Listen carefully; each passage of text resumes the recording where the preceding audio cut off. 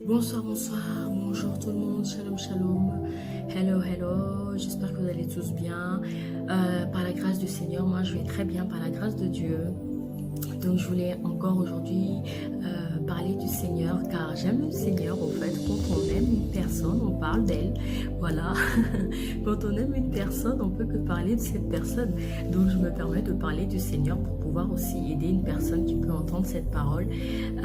Alors je voulais simplement t'encourager à persévérer avec le Seigneur, à ne pas baisser les bras. C'est vrai que nous sommes dans des temps, on va dire, un peu mouvementés, un peu secoués, mais je sais que le Seigneur nous prépare pour cette rencontre, en fait. Donc, il faut qu'on puisse rester et demeurer auprès du Seigneur, malgré que tes épreuves ne sont pas faciles, mais ne baisse pas les bras. En fait, tant que tu vis, tu auras toujours, tu dois avoir toujours de l'espérance, en fait, de l'espoir. J'étais à la boulangerie la dernière fois en bas de chez moi, et il y avait je ne vais pas dire la boulangerie, parce qu'il se peut que peut-être il y a des personnes qui m'écoutent, qui habitent là où j'habite. Donc on ne sait jamais, il faut être sage. Donc voilà, et cette personne me disait qu'elle n'a même pas parlé un petit peu et tout, et elle me demandait comment allaient mes enfants. Je lui disais, mes enfants vont très bien par la grâce de Dieu, se portent très très bien.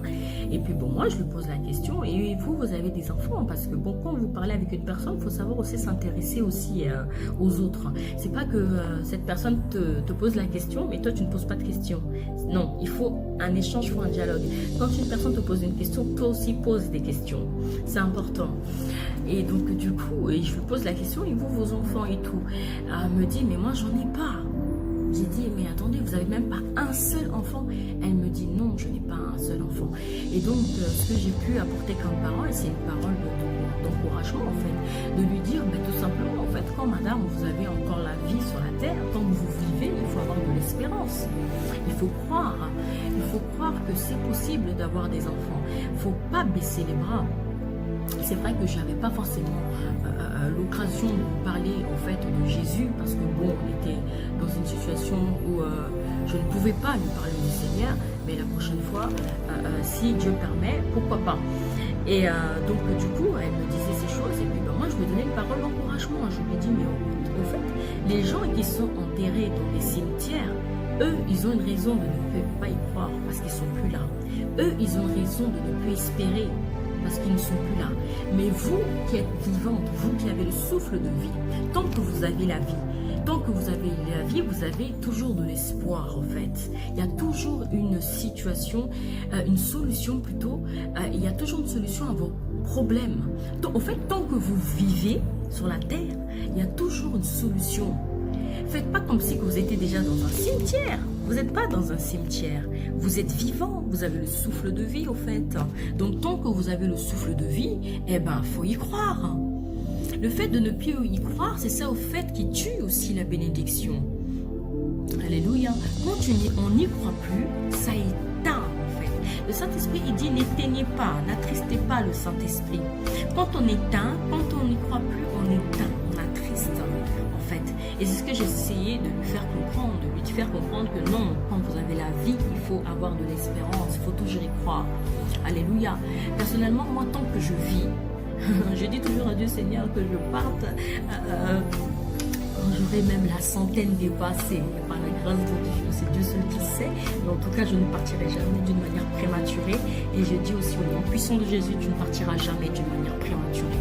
Parce que l'ange de l'Éternel campe autour de toi et t'arrache du danger. Alléluia, parce que l'ange de l'Éternel campe autour de moi et m'arrache du danger. Et donc voilà, je t'ai expliqué à cette personne-là, tout simplement, de prendre courage et de ne pas baisser les bras parce qu'elle avait le souffle de vie. Et je t'encourage également à ne jamais baisser les bras tant que tu as le souffle de vie, parce qu'il y a l'espérance en fait. Tu dois avoir l'espérance. L'espérance, c'est même pas la foi en fait.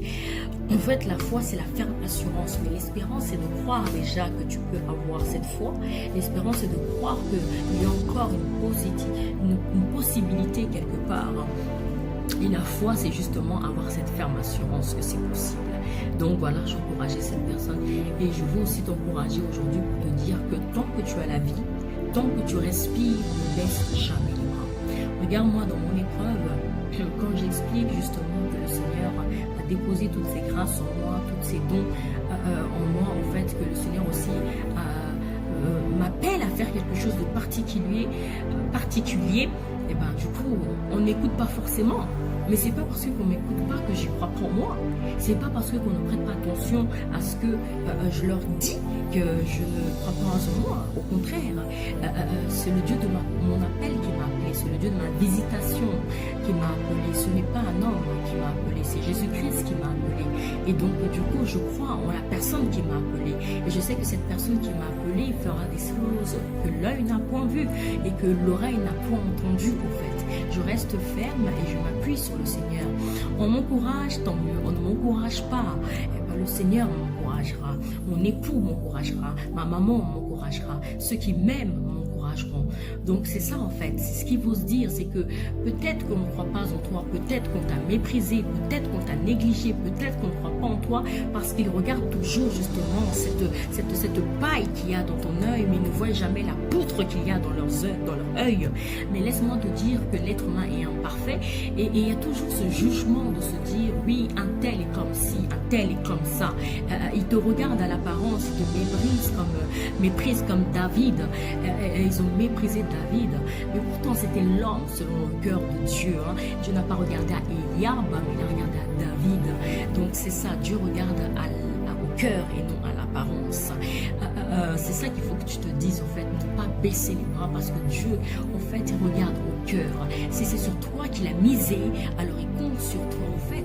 Il n'y a pas de date de péremption pour le ministère, il n'y a pas de date d'arrêt. Au fait, le ministère n'est pas clôturé. Parce qu'il y a des personnes qui se comportent comme si que le ministère était clôturé, comme si Dieu avait mis fin justement au ministère. Non. Le corona n'est que le réveil du ministère. Le corona n'est que le réveil justement des âmes. Le corona n'est que le réveil de l'église. Ce n'est pas une fin, ce n'est pas une clôturation. Non. Je t'invite à te lever, je t'invite à te lever. Donc voilà, je voulais encourager une personne à dire oui, il y a l'espérance. Il y a l'espérance, tant que tu as la vie, il y a l'espoir. Tant que tu as la vie, il y a l'espoir. Voilà, donc ne t'arrête pas sur les on-dit, sur ce que les gens pensent de toi. Justement, des fois, on ne veut pas te considérer peut-être, on ne croit pas en toi peut-être parce que justement, il y a quelque chose en toi qui fait que peut-être que l'adversaire a un peu peur de toi. Mais ils n'ont pas peur de toi, ils ont peur de Christ en toi. En fait, parce que Dieu habite en toi. Il dit que celui qui habite en toi est plus grand que celui qui est dans ce monde. Celui qui habite en moi est plus grand que celui qui est dans ce monde. Donc ils te feront peut-être la guerre, mais l'Éternel, en fait, est avec toi, ils te vaincront pas. Je dis, ils te vaincront pas, parce que justement, celui qui habite en toi est plus grand que dans ce monde.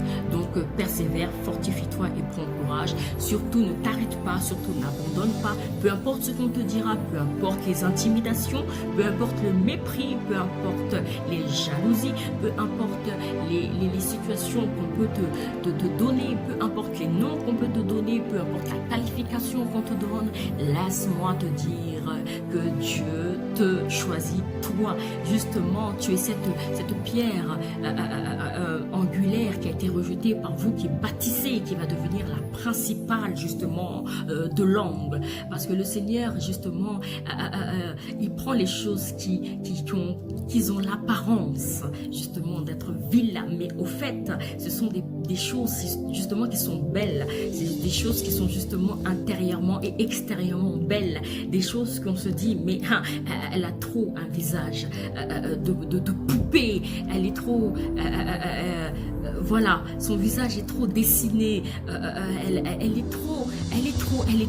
Vous savez, j'ai un témoignage où une personne, quand j'allais travailler, me dit toujours poupée en porcelaine. Quand j'arrivais sur mon lieu de travail, poupée en porcelaine. Je dis, Saint-Esprit, pourquoi m'appelle tout le temps poupée en porcelaine? Pourquoi m'appelle tout le temps poupée en porcelaine? Le Saint-Esprit me dit, elle te regarde à l'apparence. Il se fut qu'après, je suis restée sur ce lieu de travail-là. C'est vrai que c'était pendant mes études, donc je n'ai pas signé de contrat, je n'ai pas voulu signer de contrat parce que c'était pas dans le cadre de mes études et moi je voulais faire quelque chose dans le cadre de mes études à ce temps-là. Et donc du coup, ils m'ont gardé, ils m'ont dit, Bardolieu, tu peux rester et tout. Et cette dame qui m'appelait tout le temps poupée en porcelaine, elle a été surprise parce qu'en fait, elle me regardait à l'apparence, elle me disait juste peut-être, elle est juste belle, elle est juste jolie, elle a juste une tête de poupée, bien sûr en toute humilité. Hein. Vous me connaissez, je suis pas quelqu'un d'orgueilleuse, je suis quelqu'un tout simplement qui dit la vérité. Et puis c'est vrai, je suis pas, j'ai un beau visage, une tête de poupée, je veux pas me le cacher et c'est la vérité. Et elle me le disait tout le temps et tout, elle me le disait. Et puis elle était surprise qu'à la fin on voulait me garder. Donc voilà, c'était juste une parenthèse, c'est pour dire que les gens vous regardent à l'apparence, les gens vous regardent à votre regard, mais ils ne savent pas le dépôt, au fait le potentiel que le Seigneur a déposé en vous. Donc voilà, sur cette fin, je vous dis simplement que Dieu vous bénisse et surtout, n'éteignez pas l'esprit, continuez à marcher selon la gloire de Dieu, l'espérance. Que Dieu vous bénisse, ainsi que la foi.